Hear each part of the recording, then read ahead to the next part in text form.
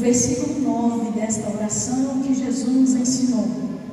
Quando Jesus inicia a conversa dizendo: vocês orarão assim, e dessa forma: Pai nosso que estás nos céus, santificado seja o teu nome.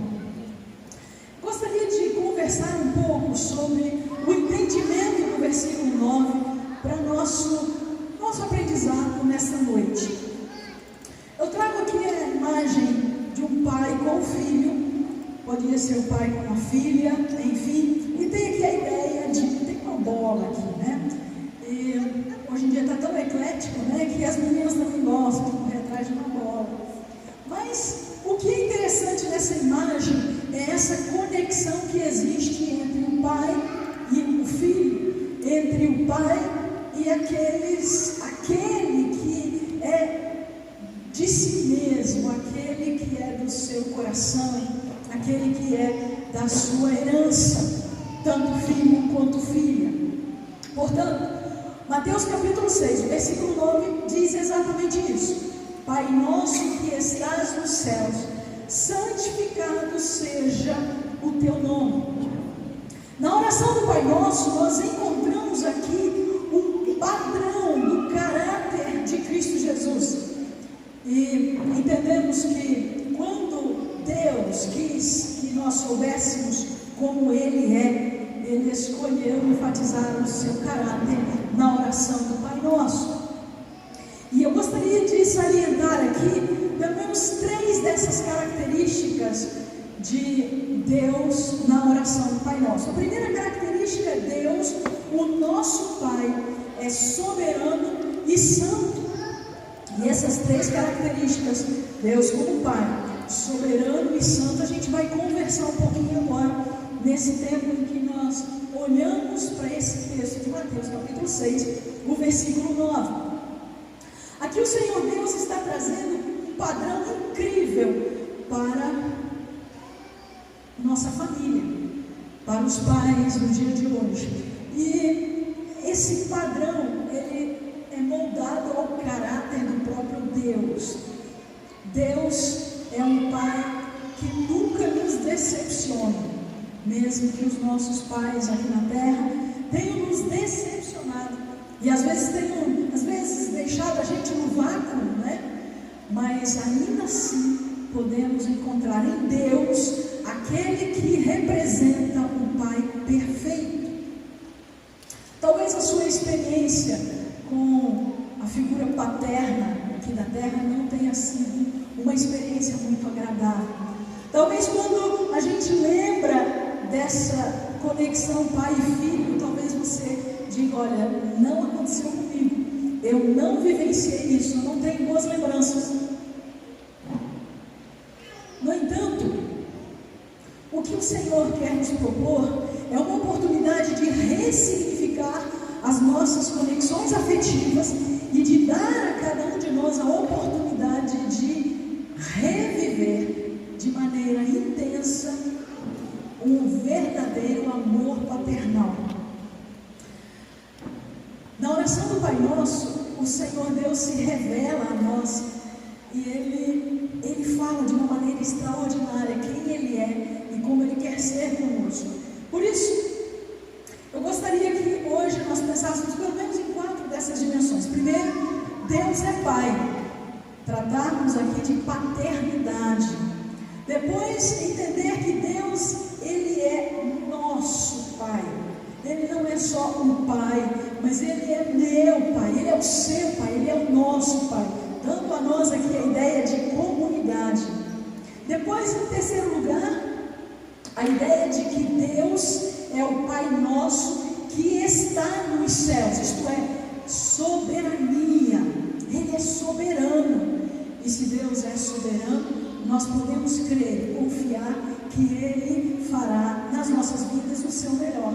Mesmo que às vezes o melhor é aquela chamada de atenção, não é? Quem diz que pai é aquele que é bonzinho e faz tudo que o filho quer? Nessa ideia de que Deus é soberano, muitas vezes Ele vai dizer para nós: espera. Ou às vezes Ele vai dizer para nós: não é o meu propósito na tua vida. Mas Ele vai deixar a gente ir para o caminho que, se nós batermos o pé, a gente segue. Mas Ele vai dizer, olha, esse caminho não é o melhor. E por fim, quarto, finalmente, santificado seja o teu nome. O nosso Pai, Ele é santo. Aquela ideia de santidade.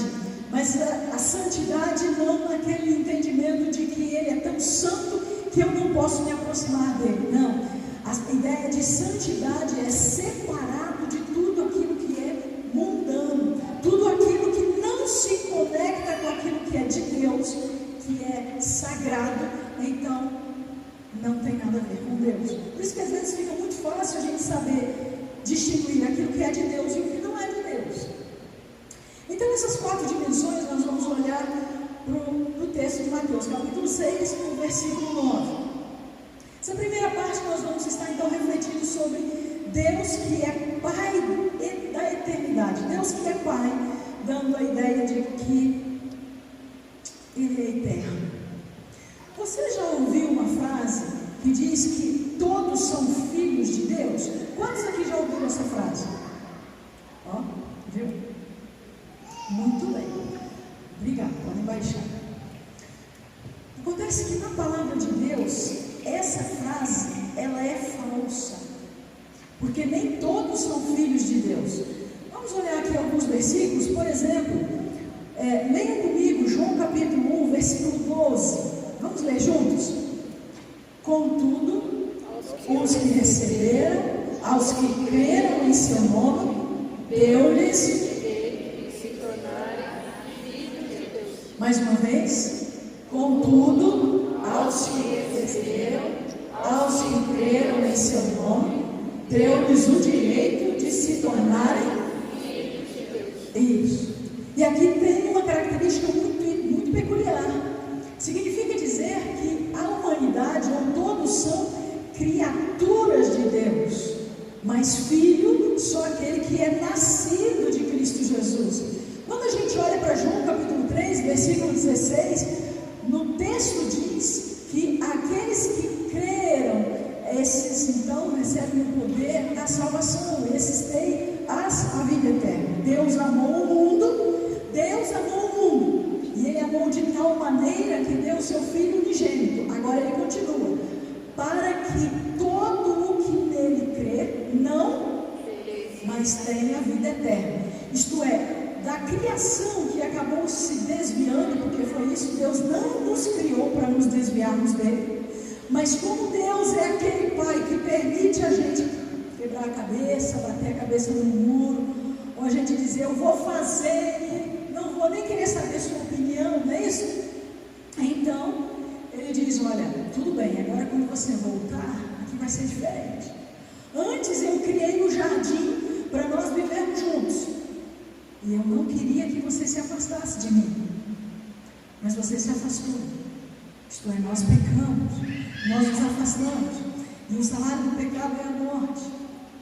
O pecado nos distancia de Deus. Então por isso precisamos do sacrifício de Cristo Jesus, por isso que Ele morreu para restaurar, e agora eu preciso confessá-lo, eu preciso dizer, olha, Deus, eu creio que Tu és o único Deus. Jesus, eu creio que Tu és o Filho de Deus, o Messias, aquele que Tu disseste que ia enviar, aquele que morreu na cruz, o Cordeiro que se entregou, o Cordeiro de Deus que tira o pecado do mundo, para que eu possa me tornar filho de Deus. É isso que está aqui em João capítulo 1, versículo 16. Porque Jesus veio ao mundo, mas Ele não foi recebido. Mas aqueles que o receberam, a estas pessoas, Deus deu a eles o poder de se tornarem filhos de Deus. Então está claro que existem aqueles que são filhos de Deus e os que não são filhos de Deus, que são apenas criatura de Deus. Então, o texto de João capítulo 1, versículo 12 ajuda a gente a entender esse projeto, essa proposta de Deus para conosco. Mas há 3 coisas aqui muito especiais nesse ponto que fala a respeito de Deus como Pai. Primeiro, Deus é Pai para nos proteger, Ele é Pai para prover todas as nossas necessidades, e Ele é Pai para nos projetar para a vida. Ele não é egoísta, Ele não quer que a gente Ele não quer nos segurar para que a gente não cresça, não desenvolva. Hebreus capítulo 12, versículo 6, tem um ensino muito legal a respeito da proteção de Deus sobre nós. Vamos recitar juntos? Pois o Senhor disciplina a quem ama e castiga todo aquele a quem aceita como. Note que aqui há duas questões interessantes. Primeiro, Ele disciplina. E às vezes a gente tem a ideia de que disciplina é aquela surra, é aquele açoite. E às vezes a disciplina é, por exemplo, ficar sem usar o celular. Às vezes a disciplina é ficar sem ir na casa do amigo ou da amiga. Isso é uma disciplina. Para quê? Para uma correção. Ele disciplina a quem Ele o quê? A quem Ele ama. Então, o pai que ama e procura proteger o filho, ele disciplina. Por quê? Porque o pai já sabe, o pai tem mais vivência do que o filho. O pai sabe que algumas escolhas que o filho faz não são boas. Por exemplo, se teu filho disser que quer comer só hambúrguer como refeição diária, tudo beleza? Você vai deixar?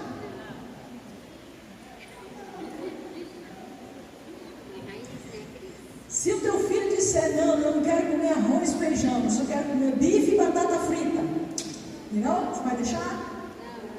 Se teu filho disser, não, eu quero comer pastel, assim, pode ser pastel de carne ou pastel de queijo, beleza? Só friturinha, você vai deixar?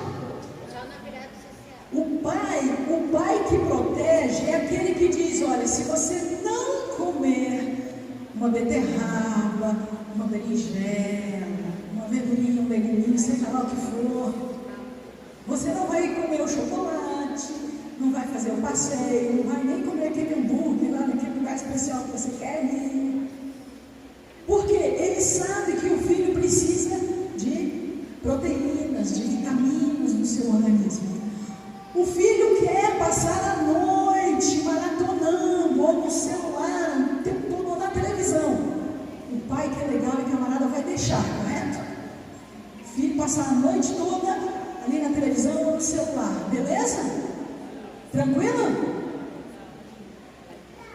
O pai sabe, estou dizendo pai no sentido genérico da palavra, pai, mãe, sabe que o filho precisa de noite de sono, um sono com qualidade, porque, né, as enfermeiras de plantão aqui, o sono o quê? O sono alimenta, o sono faz crescer muito bem, o sono faz crescer, o sono tem o hormônio do crescimento,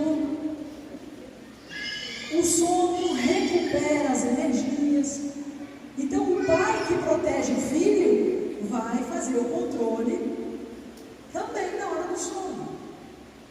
O banho também faz bem, né? O banho faz bem. O pai que protege o filho vai estabelecer horários, vai estabelecer limites, porque isso é proteção. Por isso que o texto fala de disciplina. E ele fala de castigo. E aqui, queridos, o castigo, eu já falei, não é o açoite. Mas o que é o castigo? O castigo é aquela disciplina que vem acompanhada de uma repreensão mais severa. Então é mais ou menos assim, olha, você desobedeceu, eu já tinha chamado a atenção, eu já tinha te deixado sem usar o celular, já tinha te deixado sem ir na casa do teu amigo, do teu amigo, você voltou a fazer, então até o final do mês, você não vai mais sair. Isso é um negócio dureza, Isso é um castigo. Alguns pais que acham que o castigo é meter açoite no filho. Isso é provocar o filho a ira, porque açoite não disciplina ninguém. Açoite só vai provocar a ira, a raiva. Mas os pais precisam sentar com os filhos e dizer, você sabe por que você está sendo disciplinado, meu amor? Você sabe por que você está sendo castigado e não vai lá naquele lugarzinho comer aquele hambúrguer, aquele lanchinho, vai ficar esse mês em casa aqui de boa, só nossa. O filho precisa saber por que está sendo disciplinado, por que está sendo castigado. quê? Porque o pai protege. O mundo não faz isso. Por quê? Porque o mundo não se importa com você. O mundo não se importa comigo. Não quer nem saber de mim. Então o mundo é liberal. Pode-se fazer tudo o que quiser. Mas quando eu arrebento a cabeça na parede, não aparece ninguém para me socorrer. Só o pai está de porta aberta, esperando a gente voltar para casa. Mesmo que a gente venha do chiqueiro, com perfume de porco, mas ele abraça, ele nos recebe. Não foi isso que aconteceu com o filho pródigo? Ele manda a gente tomar um banho, coloca a roupa cheirosa, porque pai só tem um. É o meu, é o seu, é exemplo do nosso Deus. Provérbios capítulo 3, versículo 12, vamos ler juntos esse texto. Porque o Senhor repreende aquele a quem ama, assim como o pai ao filho a quem quer. Vamos de novo, irmãos. Eu acho que os irmãos estão com força esse início de ano. O que está acontecendo? Força para ler esse texto de Provérbios. Vai lá. Porque o Senhor repreende aquele a quem ama, assim como o pai ao filho a quem quer bem. Você repreende seu filho? Repreende sua filha? Em algumas repreensões o filho e a filha choram. Aí você vai lá para o cantinho chorar também? Não volta atrás. Porque isso é prova de amor. Isso é prova de amor. Há um texto em Provérbios. Quem está lendo Provérbios esse ano aí? Eu estou ouvindo alguns que estão lendo Provérbios 3, 4. Parabéns os que estão lendo Provérbios. Dá para ler um capítulo por dia. Salmos também. E Salmos também. Muito bem. Parabéns, parabéns. Há um versículo em Provérbios que diz assim, que o pai ou a mãe, de novo, tá? Que não faz o seu filho chorar quando pequeno, chorará sem arrependimento quando ele for grande. Por quê? Porque às vezes o pai não quer provocar ou não quer produzir no filho aquele sentimento de frustração. Irmãos, frustração é uma coisa boa. No momento a gente não entende, mas frustração é aquele sentimento que leva o filho a bater pé, a chorar, a fazer bico. Tá tudo bem, irmãos, tá tudo beleza. Você só diz assim, meu amor, vai lá pro quarto, pode chorar lá, pode bater teu pé lá. Quando você resolver essa questão, você volta pra gente estar de boa aqui junto. Não é, Luquinhas? Não faz bem isso?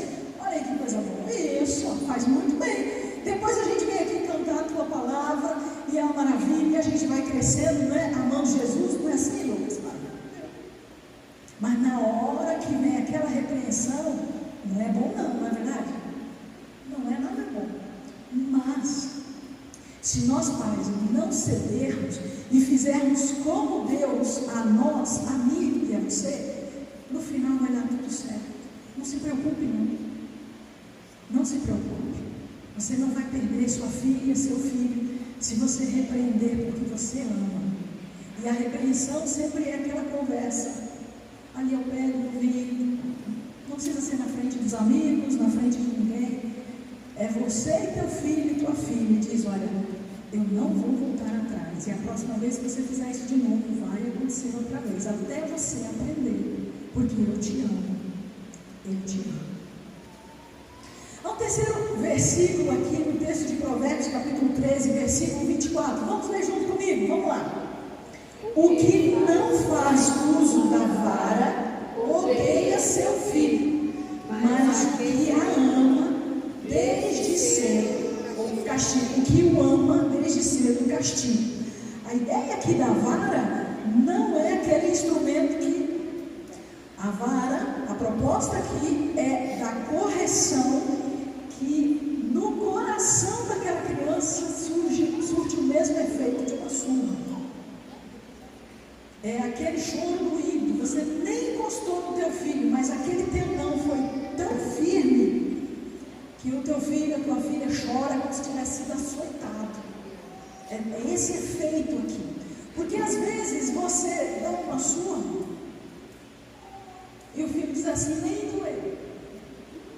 Porque você deu ou na raiva, ou você deu sem um ensino, sem uma admoestação, não funciona nada, irmãos. Isso só provoca a ira, o rancor, a raiva. Mas se você sentar para conversar e fizer aquela admoestação, o filho vai sentir no coração como se ele estivesse levando uma surra.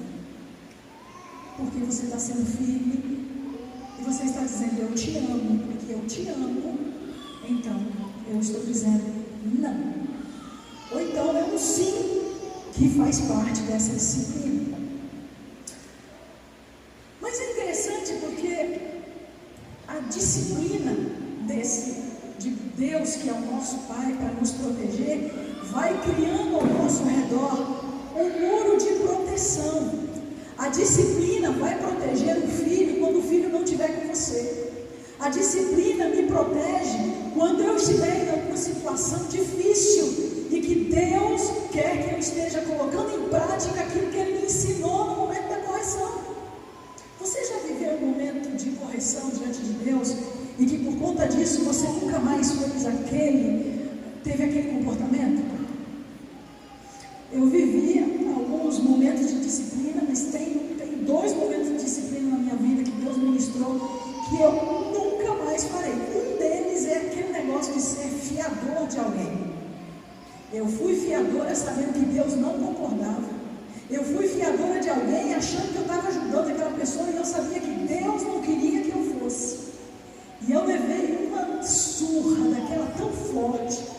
2 momentos de vergonha pública. Um diante do gerente do Banco do Brasil, lá da cidade de Itapema, quando a gente estava com a igreja se organizando juridicamente, e que quando estava eu, o meu vice-presidente e o meu tesoureiro, o gerente do banco diz, olha, mas a senhora está com o nome no SPC.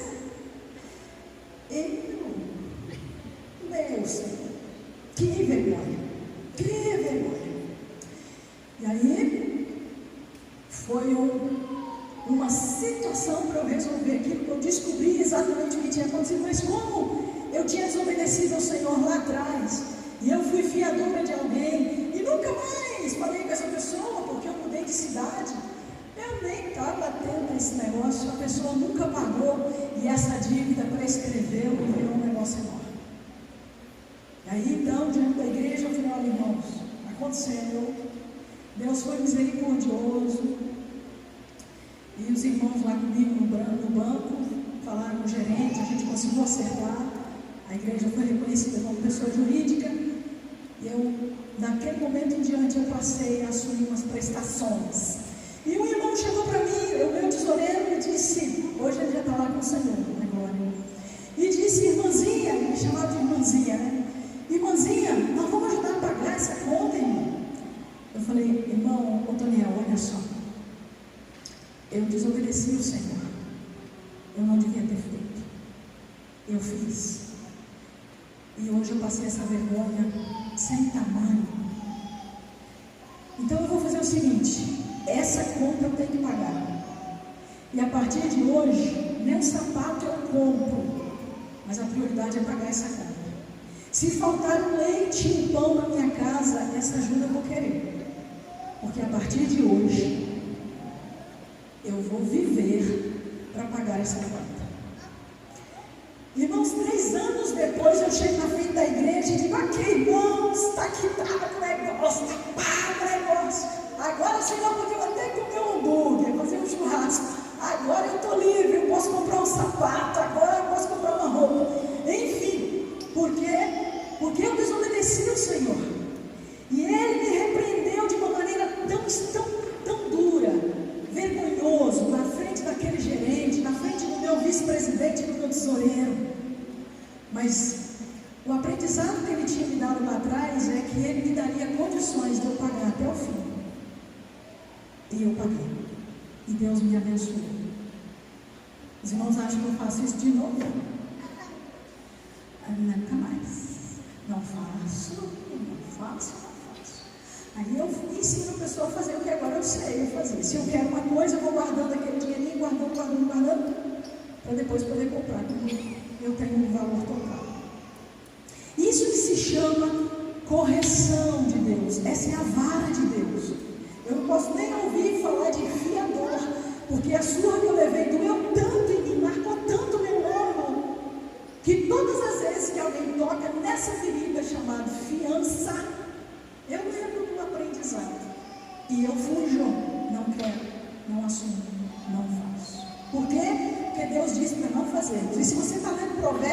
chegar lá no versículo que diz assim: aquele que é fiador do outro, até a roupa do corpo perdeu, fica nu, não tem nada.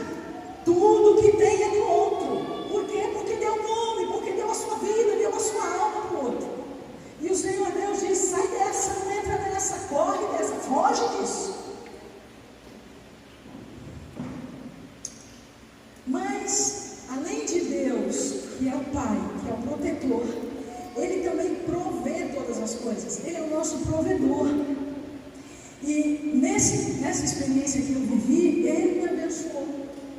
Eu não tinha para fazer muita coisa. Eu fiquei uns 3 anos sem pagar um churrasquinho, sem comer um churrasquinho, fiquei. Mas eu fui até o fim e Deus me abençoou. E eu consegui. Porque Ele foi o meu provedor. Ele cuidou de mim. Nem o meu sapato se gastou, nem a minha roupa se gastou, a ponto de eu viver maltrapilha e mendigando. Mas Ele me honrou e me deu condições de restaurar o meu nome e corrigir aquilo, o meu erro diante de Deus. Ele é o nosso provedor. Se você olhar no mesmo capítulo 6 de Mateus, versículo 26, vamos recitar junto comigo. Observem as aves do céu, não semeiam, não colhem, nem armazenam em celeiro.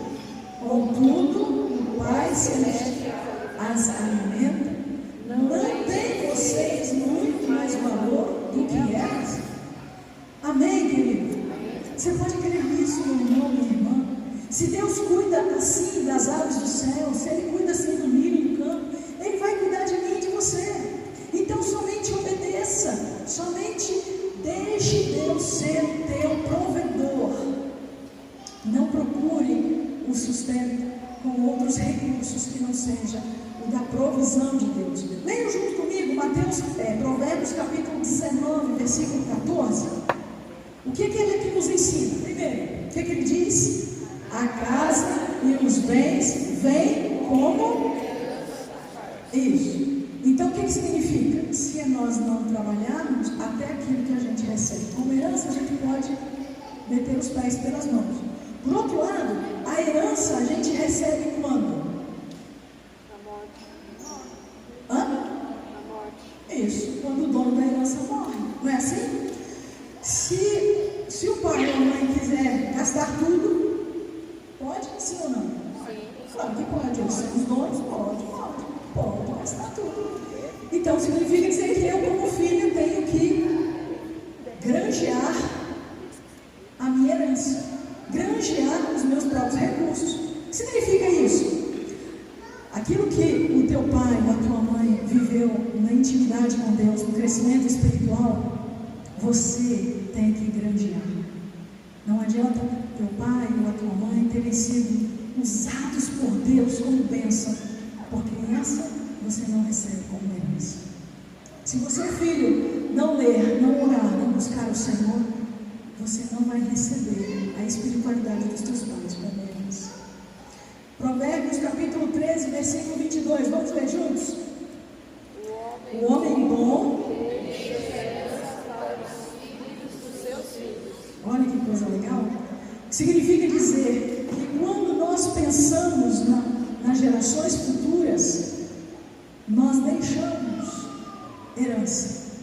E essa palavra de Provérbios era muito mais significativa do que bens.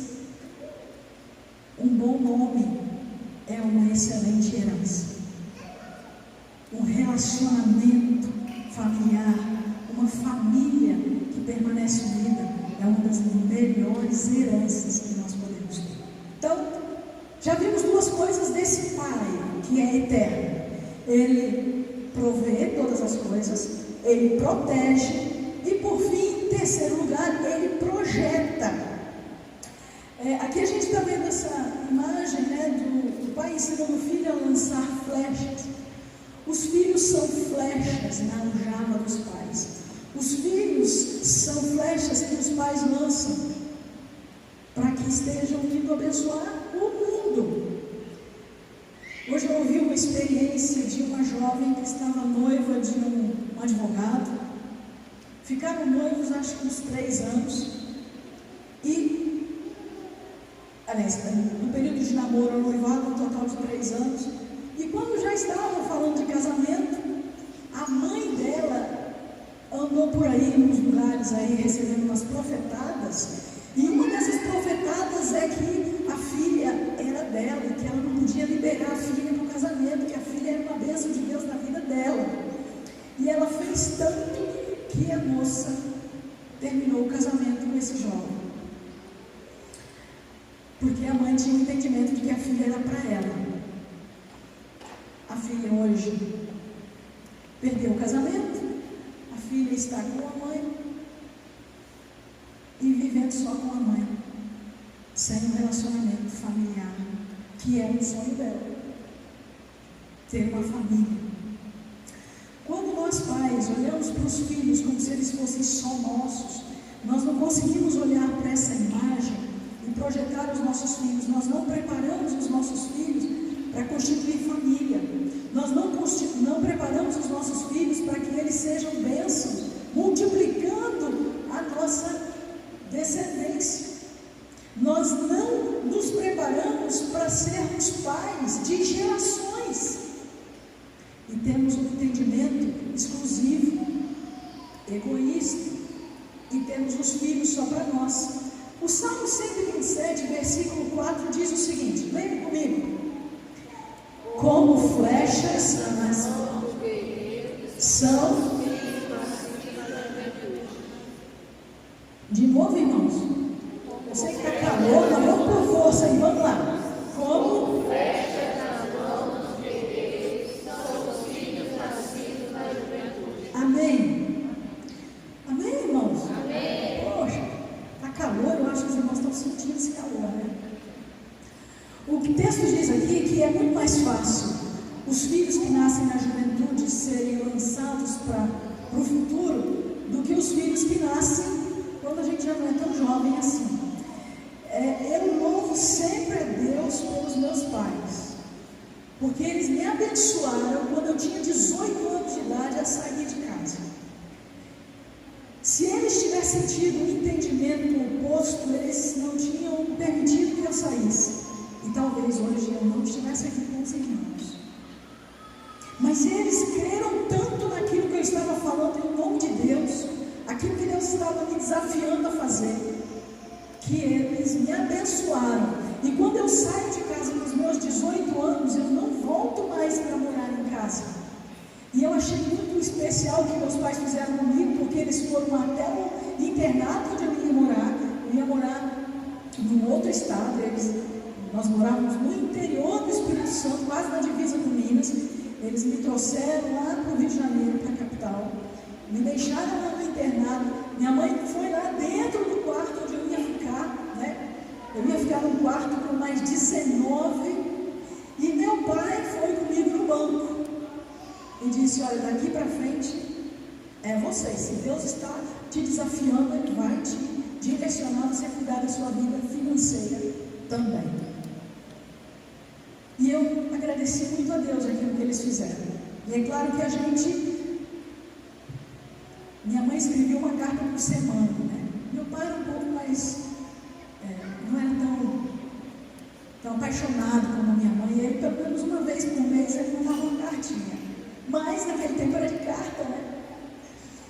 Mas o que acontece?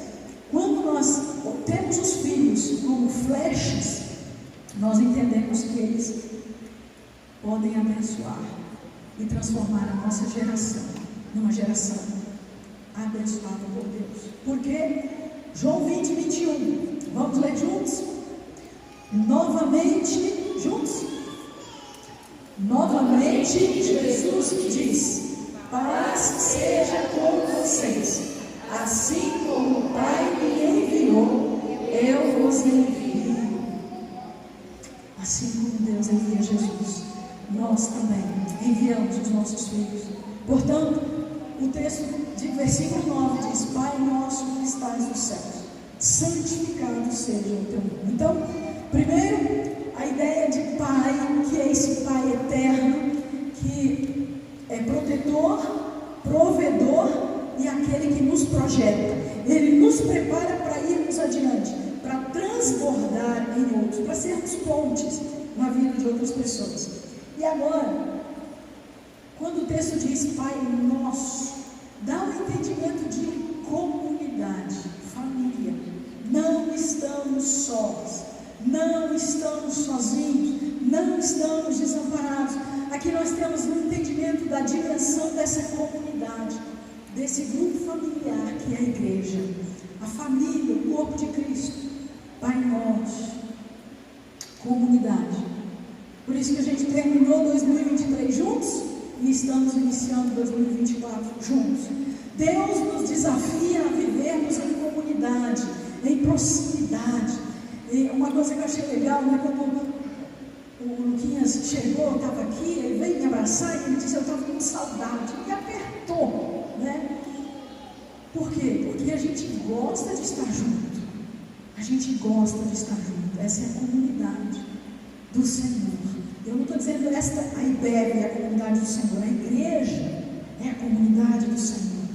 E a gente se sente bem uns com os outros. Não é assim? Sim ou não? Isso é um sentimento só meu?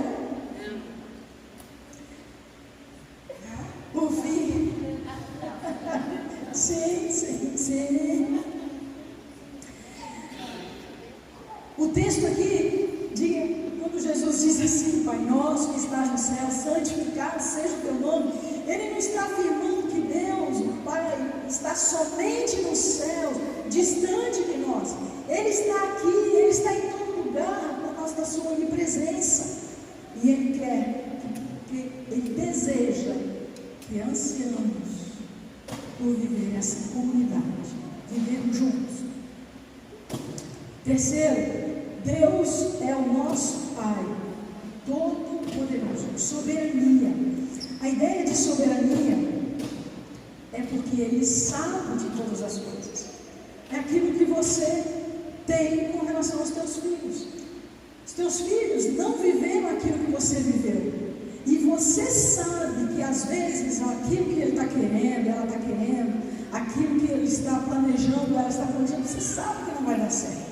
Então, você intervém, você aconselha, você direciona, você fala: filho, eu amo você. E quero dizer que esse caminho que você está escolhendo não é bom. Guardando todas as proporções, essa é na humanidade, na nossa humanidade, um perfil que se assemelha de Deus. Você vai fazer de tudo para que a tua filha, para que teu filho não tome aquela decisão, porque você sabe que depois vai chorar, vai se arrepender, vai ser amargo. É isso que acontece com o Senhor Deus. Na sua soberania, Ele sabe qual é o melhor para nós. Por isso Ele quer que a gente entregue a Ele os nossos projetos, os nossos sonhos, os nossos ideais, e que deixe diante dEle o efetuar e o executar. Isaías capítulo 55, versículo 8 diz, vamos recitar junto comigo? Pois os seus não são nem declara o Senhor. Aí no versículo 9, o que ele diz ainda? De Isaías, vamos lá. Assim como os céus são mais altos que a terra, também os meus caminhos são mais altos que os seus caminhos, e os meus pensamentos mais altos. Que beleza, aleluia, amém? Amém? Guarde esse texto para você, como um presente de Deus na tua vida. Os planos de Deus são mais altos, os pensamentos de Deus são mais altos, os caminhos do Senhor são mais altos. Mas se você bater o pé firme e dizer, eu quero seguir nessa direção, Ele vai deixar. Tudo bem, filha? Tudo bem, filho? Isso aqui não é o melhor, mas você está insistindo. Ele não nos fez robôs. Lembra quando Jonas quis comprar passagem e ir então para Tarsis? O que aconteceu? Deus impediu? Não, ele gastou o dinheiro dele, ele entrou no navio, passou aquela vergonha diante dos marinheiros. Aí Deus disse: agora você vai voltar de uma maneira diferente, mas você vai voltar porque eu estou tratando o teu coração. Ele é vomitado na praia para aquele grande peixe. Depois ele vai pregar em Nínive. E aí o coração dele é preparado para ser o grande homem de Deus, o grande profeta de Deus que ele foi depois. Abraham Kuyper diz: não há 1 centímetro quadrado em todo o domínio de nossa existência sobre o qual Cristo, que é soberano de todos, não possa dizer: é meu. Não há nada do meu pensamento, do meu agir, da minha existência, do meu dia de hoje, do meu dia de amanhã, que não pertença a Ele. Mas, do mesmo jeito que eu tomei aquela decisão de ser fiadora daquela pessoa, sabendo que eu estava fazendo uma coisa errada, Deus permitiu. Ele também se encontra comigo lá na frente daquele gerente do banco, com os meus 2 irmãos, o meu diácono e o meu vice-presidente, para eu passar por aquela correção. E aí ele diz: agora você está pronta para lidar com algumas áreas da tua finança que são importantes para mim, porque eu te amo. Senhor Deus permitiu que eu vivesse um tempo esquecendo desse tempo, e Ele se encontra comigo lá na frente para me dar a oportunidade de corrigir. Graças a Deus eu aceitei aquela correção humilhante, foi difícil, tive que reconhecer na frente da igreja. E depois, quando deu certo, eu chego lá e digo: ore por mim, porque eu desci, Deus me abençoe. E é isso que precisa acontecer conosco. Quando nós reconhecemos que esse Deus, que é o nosso Pai, que é aquele que cuida de nós, provê todas as coisas e nos protege, que é aquele que é soberano e que nos dá um entendimento de comunidade, eu posso compartilhar e dizer: olhe por mim, porque eu fiz uma escolha que é minha, eu não consultei o Senhor, eu sabia que Ele não estava me aprovando, mas Ele agora está me abençoando para eu retornar, para eu corrigir e para eu endireitar. Santidade de Deus. Deus é o nosso Pai soberano e santo. Pai nosso que estás no céu, santificado seja o teu nome. Resumindo, e já partindo para a conclusão, Deus é Pai, eternidade. Deus é o nosso Pai, entendimento de comunidade. Deus é o nosso Pai que está nos céus, entendimento de soberania. Ele conhece, Ele sabe do nosso presente e do nosso futuro. E antes de concluir, eu gostaria de que nós víssemos um filme, um videozinho pequenininho, sobre esse relacionamento que nos leva ao entendimento de como nos conectarmos com Deus, nosso Pai, para nós podermos viver esse sobrenatural de Deus. Pode ser? Vamos ver se vai dar certo.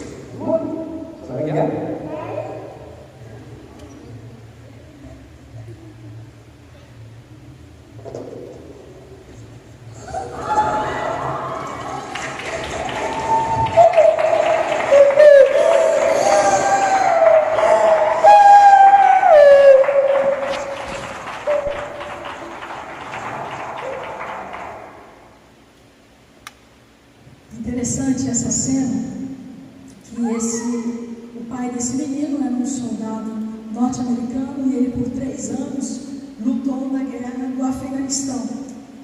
E quando o menino estava na luta de troca de faixa, o seu instrutor disse que ele teria que lutar de olhos vendados.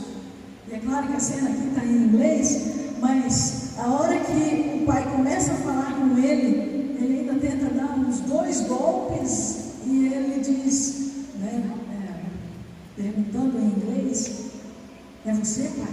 Ou é você, papai? E aí ele tira a venda, porque ele identifica a voz do seu pai, mesmo tendo ficado 3 anos distante do seu filho.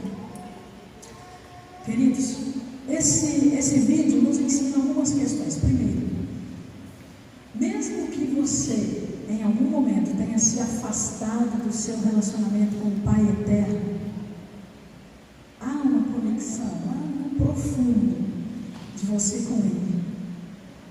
Às vezes é necessário você tirar a venda dos teus olhos para se aproximar, para se conectar com Ele. Segundo, às vezes você está lutando com suas próprias forças.